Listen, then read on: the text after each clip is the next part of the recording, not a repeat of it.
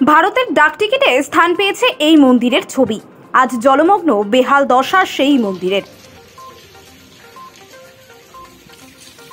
ভারতের ডাকটিকিটে স্থান পাওয়া পূর্ব বর্ধমান জেলার কালনার লালজিবাড়ির মন্দিরে নিকাশি ব্যবস্থা বেহাল হওয়ায় জলমগ্ন হয়ে পড়েছে মন্দির চত্বর।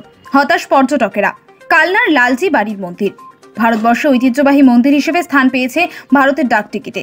দূর দূরান্ত থেকে মানুষ আসে এই রাজবাড়ি চত্বরে এই মন্দিরকে দেখবার জন্য। 25টি চূড়ার এই মন্দির টেরেকোটা কাজে সমৃদ্ধ। নিকাশি ব্যবস্থা বেহাল দশায় এই মন্দির জলে জলময়। এক হাঁটু জল পেরিয়ে এই মন্দির ঢুকতে হচ্ছে। এই মন্দিরের রক্ষণাবেক্ষণে আছেন পুরাতত্ত্ব বিভাগ, কিন্তু জল পেরিয়ে পর্যটকদের আসতে হচ্ছে এই মন্দির চত্বরে। হতাশ পর্যটকেরা। দাদা বলছি, কোথায় ঘুরতে এলেন, কি দেখলেন? কি দেখলাম? মন্দির দেখলাম, টেরাকোটার কাজ দেখলাম মন্দিরে। আশপাশে জল জমে আছে, জল বাইরে করার জন্য কোনো ব্যবস্থা নেই। এটা কি মানে জল কি মনে হয় যে মন্দিরে ক্ষতি করতে পারে? মন্দিরের তো ক্ষতি, হ্যাঁ, তো আরও জল বাড়লে তো জল হলে আরও মন্দিরের ওপরে জল উঠে যাবে। এখন বাইরে আছে, এখন ভেতরে ঢুকে যাবে মন্দিরে।